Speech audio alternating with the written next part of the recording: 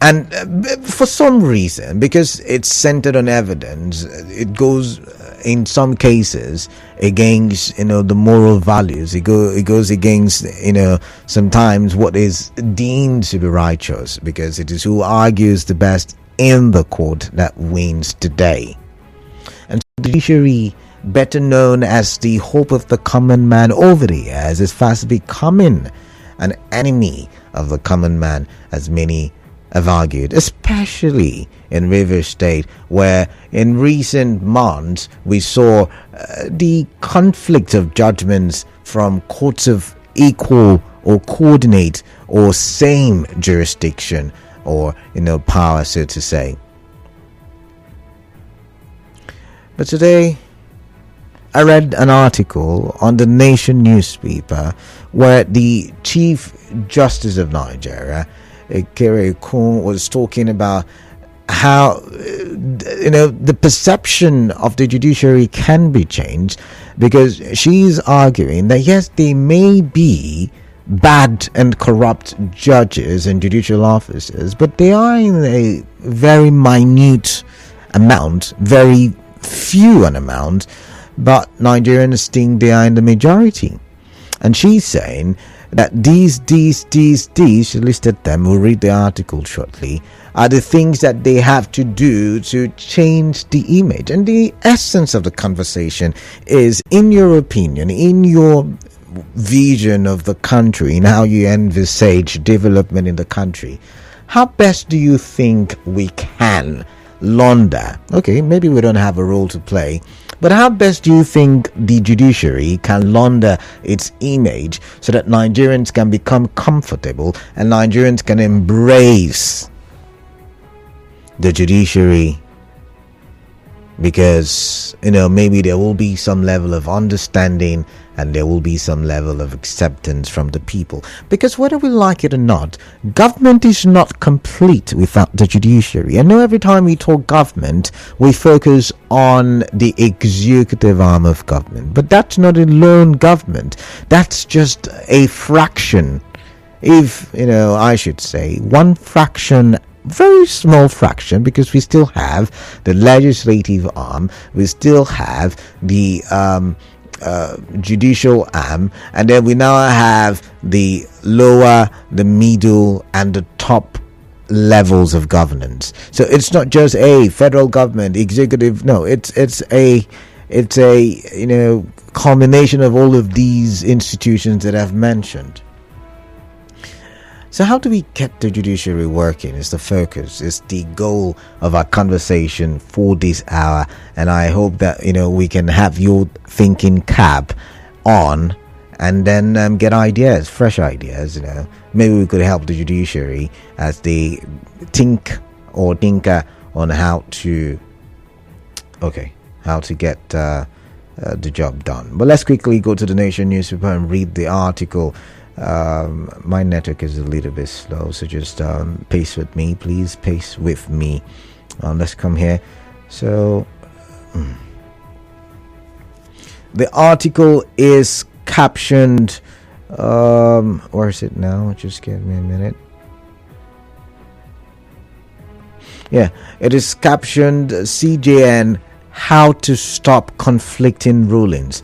So I'm going to read from the Nation News. It's going to be a long read, so just pace with me once again. It says, Chief Justice of Nigeria, Justice Kudirat Kekere-Ekun, yesterday prescribed the solution to conflicting rulings by judges of courts of coordinate jurisdiction. Speaking specifically about the Court of Appeal, where panels have delivered conflicting judgments on the same issue, the CJN advocated conferences by the justices. She said, and I quote, "The issue of conflicting decisions is one of a great concern in our community at the present time, and one of the reasons that we have conflicting decisions is because many panels do not hold conferences to discuss or reserve judgments.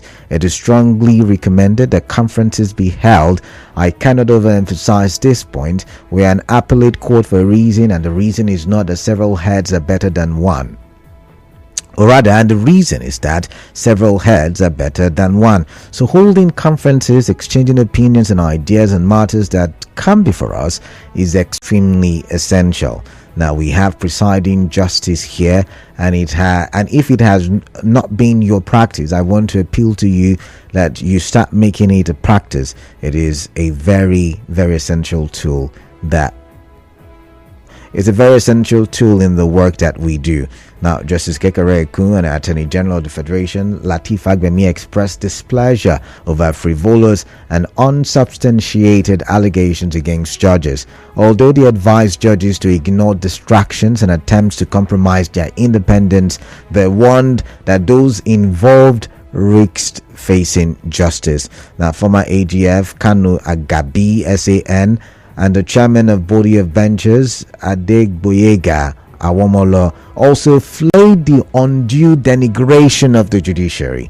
Now, my first question: do you think the judiciary is what's the word now? There's a word that just skipped my head. Do you think that the allegations against the judiciary is exaggerated? That's not the way I wanted to put it, but let's go that route now. Do you think the allegations against the judiciary is exaggerated? Like we're making it a big deal when it's just, once again, a few incidents that occur in the judiciary.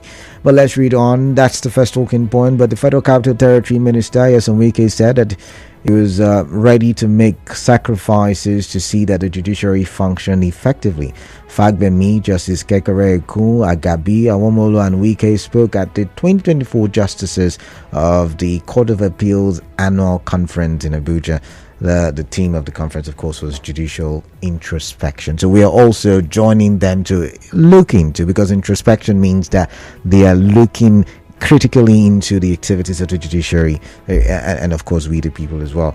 Let's focus on what the Attorney General did say. He said he noted the contributions of the judiciary to the sustenance of democracy in the country, and said, for those who are disparaging the judiciary, I can assure you, and I seize this opportunity to make this pledge, that they will be brought to justice, or like the Americans would say, we will take justice to them. Fagbemi noted the challenges to judicial independence come from various sources, including political interference and public opinion, especially perpetrated on social media. Justice Kekere Ekun said there is a growing negative perception of the judiciary. We must all individually and collectively work towards changing negative perception. She recalled that the NJC has, at its last meeting, resolved that while it would always look into genuine complaints against judges, it would also support judicial officers facing frivolous complaints. We're looking at ways to ensure that where frivolous allegations are made, there are consequences, Kekere Ekun added. Okay, all right. So let's ask the question once again: how can the judiciary launder its image, change the perception?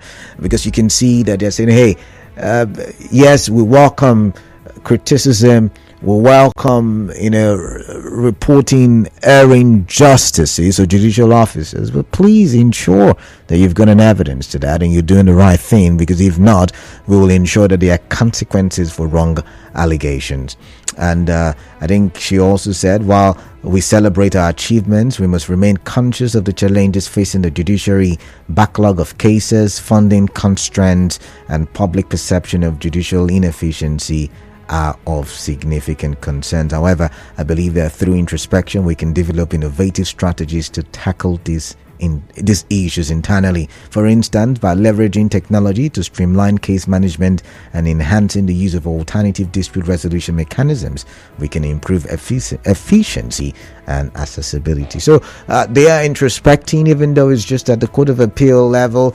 They're looking at how they can ensure that the judiciary is effective. What are your thoughts? What are your contributions? What are your propositions? What are you prescribing? I'd like to hear from you. But then again, do you think that the allegations, the lashing, the tongue lashing by Nigerians are excessive because the judiciary does not deserve it? What's, in your estimation, the level of corruption in the judiciary? And I want you not to look at it from an emotional prism. I want you to look at it from a factual prism, because I've argued and I've said that the law is void of emotions. Emotions is not part of law. Morality in itself, yes, sometimes It is embedded in our laws, but it's not part of the court processes, because it is who argues the best. Even if I killed you yesterday, if I can argue in court that I did not, I walk freely. However, as unrighteous as it may sound, it is what it is.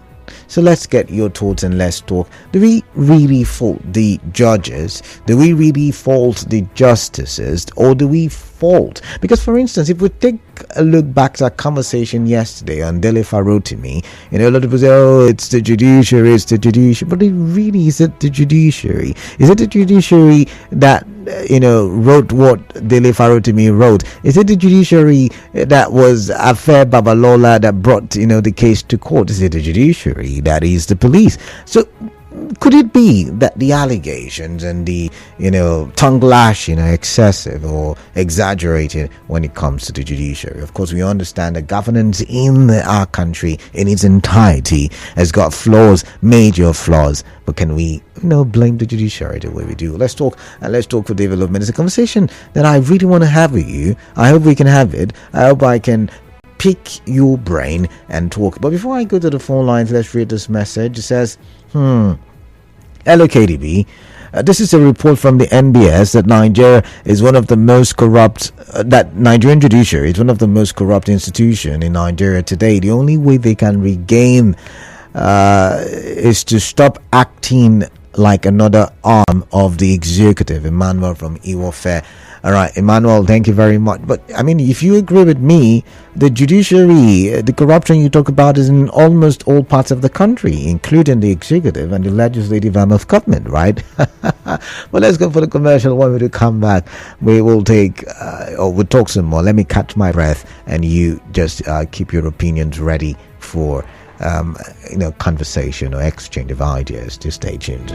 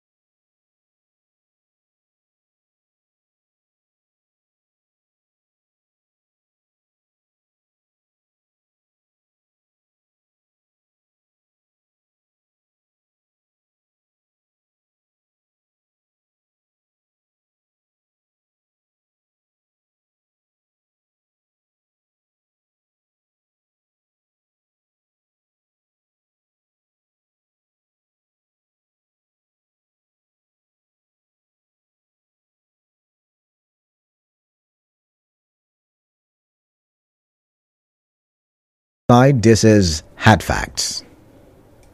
This is Hard Facts. I am Kalada Kurubatable, my pleasure. We're looking at the judiciary, the Nigerian perception of the judiciary, and the question is, how can the judiciary launder its image? How can it change the perception? Not all Nigerians think, I for one, I don't think all hope is lost to the judiciary. I don't think that the judiciary is as corrupt as some of you argue, but my opinion doesn't count, right? So I'm just going to let it. But I was going to say, not all Nigerians think that the judiciary is as bad and irredeemable like some people argue. However, some of us will agree that, corruption is eating deep into the society, into the veins and the nervous system of our society. And if that is the case, how do we eradicate, just like we remove bacteria from our blood system or from our nervous system or from our veins? How do we remove corruption? Or maybe it's not our responsibility, it's that of the judiciary, but how can the judiciary launder its image? You had me read that article, not completely, but to a large extent, from the Nation newspaper. So let's get your thoughts to the phone lines. 0817 923 0002. First number 0817 923 0003. Second number 0817 923 0007. These are the call numbers. I would love to hear from you. WhatsApp number 0809 0306416. Also, I would love to read your WhatsApp messages and let us talk as we usually would, but for development nonetheless. I've got Lawson. Lawson is calling from Yenigua. Lawson, welcome. Tell me your thoughts. Canada. Yeah. The truth of the matter is that people will always see the judiciary as corrupt because of these cases and the interest. Okay. That some people have some of these cases, especially the election cases. You see, when the judiciary judge the case in their favor, the judiciary is okay. When it goes against them, the judiciary is corrupt. The judiciary, I feel for them, I pity them, because I really don't know what people want them to do. I remember this OT, Alex Oti, the Abia state governor. His case from the tribunal to the appeal court to the Supreme Court, each time the judgment comes out, judiciary, a number of people, most of them, they praise the judiciary. But when the state comes out in favor of an APC state, they will say, the judiciary is corrupt. Tell me, which sector in Nigeria that is not corrupt? Which sector? Is it the police? Is it the army? Is it the navy? Is it the doctors? The nurses? Is it the lecturers? Just think of any sector and tell me, I will show you corruption. Nigerians are generally corrupt, and I feel that the judiciary is part of the Nigerian society. When you say Nigerians are generally corrupt, do you have statistics to back that statement? Of course. Most of what this place I'm telling you, we see the same judiciary. People say, yes, they provide justice and all that. You see the army, they are to guard. Look at Saudi Arabia is pumping how many? 3 million barrels per day. How many are we pumping? Who is stealing it? Who is raising it? Okay. Is it not the same people that were sent here to guide it? You know the amount of corruption that goes on in the oil industry from when they are loading. They take it and they are loading into the ship. You know even what they load, they don't even give the correct amount. The PMS deals here and there, which sector is not corrupt? It's all over. It's evident everywhere. All right. So, but to pick the judiciary out and say the judiciary is corrupt because maybe sometimes a case is not in your favor. So you think it's over exaggerated? All right. Thank you very much, Lawson. I've got to go. Lawson used this 2 minutes to tell us the exaggeration of allegations against the judiciary, allegations of corruption. But let's come from Yenigua still. Let's go to Yenigua still. Mene is calling from Yenigua. Mene, welcome. Thank you, Canada. Good evening. Yeah, greetings to you. Compliment of the season. Same to you. Canada, let me add my voice to this topic. You know, just like my friend, my brother said, Lawson. When he favors you, you praise the judiciary. When he goes against you, you criticize the judiciary. But I never see it in that way. Why? Because the judiciary, I believe, when you have a good case, you know, in 2016, Dagogo Peter Sai contested an election in Rivers State. Next week, he contested an election. And he lost, lost in the tribunal, lost in the appeal court. That he was stormed against us in the Supreme Court. But we didn't criticize the judiciary. Why? Because we didn't have the concrete evidence to prove our case. So I still believe in the judiciary. When you have a good case, you win your case. You have evidence, you get beyond reasonable doubt. You prove your case. It's not a matter of whether common man or not common man. If you have a good case, you win your case. If you have evidence to prove your case, you win your case. So I don't see where the judiciary is corrupt. I'm not seeing it. I don't go to court because I don't have evidence to prove my case. If I have evidence, I prove my case beyond reasonable doubt. So that is it. The judiciary is so corrupt to that extent. Let's condemn them. All right. Thank you very much. Thank you very much, man. I've got Chima from Orazi. Chima, welcome. What is on your mind, please? Kalada, good evening. Yeah, greetings to you. Kalada, I was perturbed when I heard from the Chief Judge of the Federation that lawyers are the cause of the problem when it has to do with conflict of judgment and all that. I was perturbed because I know that before you become a judge, you must have practiced law for a decade. You understand? So how will lawyer, file petition and you have been in law for a decade, yet you will stand and pass judgment? You understand? But that's what his job. No. But Chima, that's what his job is. I mean, let's be real. So you take the petition to the judge. The judge looks at your petition and then he says, "Okay, both of you argue. Who has the best argument wins." All over the world, that's what the court is for. All over the court, all over the world. No. That's so as frivolous as you think it is, it's a dispute nonetheless. So if you are not having enough argument, then it's struck out. Remember, that's how it works. But if you've got a great argument, then the court will look into it. And that's why you hear things like, they're giving you 7 days to tell the court why the court should not listen to this argument. So these are the ways the courts work all over the world. Canada. Yeah, I'm listening. If you consider what happened in River State, where judgments were given on the same matter, the same court of coordinate jurisdiction, you understand? And Chief Judge will give such an excuse. But you see, now that's why. No, Chima. I wonder if you listen to me read from the nation's newspaper. So because you took a matter to a court does not mean, for instance, I don't know what is being talked about in other radio stations as of now. I don't know. So I cannot be held accountable for what is being said in another radio station. So if I give a judgment right now and another radio presenter gives another judgment and it's conflicting, it is because I'm not aware what's happening over there. I'm not making excuses, but that's like a valid argument, right? Now, Canada, that aside, judges should not base their judgment on technicality. That is another thing we are having. Okay. The problem we are having. Okay. You must give a judgment that can be understood by people like me, who is not a lawyer. Judgment has to be demystified to the understanding of the layman. That has been the problem. And how will you tell me that a litigant, somebody who is supposed litigant, will build house for a judge, and judgment is coming from court, and you expect him to keep quiet? I don't understand.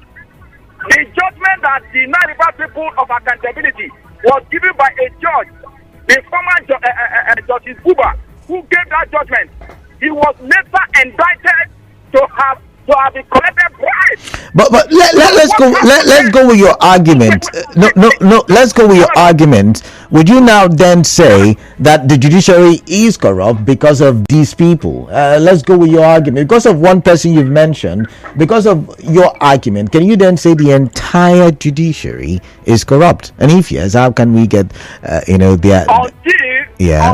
you prove me right? Because you have heard with the common language. Even the police have the same language. Bad egg. Where are the good eggs? We want to see it. All right then. I've got to go, Chima. I think judiciary should up their game. All right, they So should that up their people will game. have confidence in them. How can they up their game? That's the question we ask. But let's listen to Mufasa. Oh, Mufasa, sorry I kept you for long. Progress calling from Elele. Progress, welcome. Your thoughts, please. Yes, Kalada, good evening. Yeah, greetings to you. In elementary classes of schools those days, they tell us for one book we read that Incorruptible Joy. I don't know what it is that book. Yeah, I know the book. Go ahead. Okay, sir. I can hear you. Go ahead. Yes, Your time is counting quickly. Judiciary is expected to be the hope of the common man. That is why they are lacking on them. Okay. The reason is that when somebody has a good case and it landed in Nigeria judicial system, you know that you have a double distance. You will not sleep at night because you don't know what happened next. And that is why we are suspected. We are suspecting them of this because when you have a good case, it is obvious that somebody has blinded their eyes, but just because you are not sure of what will become the judgment. So in that case, would you say that the system has been bought over? So the truth is that just what somebody has said, that this thing, we must not go on technicality. The Nigerian system, when they want to play one game, they say technicality. And it is not good, it's not helping the system, it's not helping Nigeria. If our justice system is strong, you will agree with me that every other sector will try to amend because they know that by the time they get to it, they will not have their way. So the challenge we are having in Nigerian system is measurable to our justice system. All right then. All right. And that is why justice is writing and is talking. So we must join the person. We must join everybody. We had the third in number. It became the first. How does it happen? Which country? But I wonder if Progress, you read the judgment. Yet again, judgments are void of emotions. But I've got to go, really. I've got to read messages now. But let's start with Lady V's message. If judiciary is upright, every other sector will work towards uprightness. Lady V. And that's a good argument, though. But I'm wondering, are they really not working or walking uprightly? Well, let's come here. This one says the judiciary has not fared well with regards to the election of our current president. Our politicians have compromised them, really. But that's your opinion there. Let's see. This one says this says conflicting judgments are most often political matters. You hardly hear of conflicting judgments in a non-political matter. What do you expect when most of our judges are being nominated for appointment by politicians for political interest? Some of these judges are wives, brothers, sons, daughters, and relatives of top politicians. These judges are human beings. They will not like to be ingrates to those who nominated them for appointment and promotion. Chief K, did I hear you say morality is part of the law? No, I don't think the law considers morality when settling dispute from actor. But morality makes up the law. Thou shalt not kill is a moral thing, right? So morality is part of law. But when the courts are deciding, it's void of emotions and morality, but basically evidence, right? But then when you talk about appointments are not done by politicians. Appointments are done by, selection of who becomes what is done by the NJC and submitted to the executive arm of government and ratified by the legislative arm of government. So it's not just, they didn't rest it on the judiciary alone, they didn't rest it on the executive arm of government as well, and they didn't rest it on the legislature. It's a three-way street when it has to do with nominations. But let's come here. This one says, good evening, KDB. The judicial process in Nigeria is perverted to the highest level. We should remember that the judiciary is the hope of the common man, but in our case, it is on the hand. Defending the judiciary makes them not stand on their feet. The solution is for the judiciary to have total autonomy from the executive, both in financial and otherwise. Tochuku from Imbieri. Is it Imbieri? Did I pronounce it well? But thank you nonetheless. Let's come here. This one says, judges have failed at democracy with biased judgments. Thank God Ability Atrigbu is not mincing words there. But I've got to go. Really, I have. I've got a very long commercial break. And after that, it will be time for the major news at 6. So please do stay tuned. If I do have time, I probably will read some more messages. But for now, good afternoon.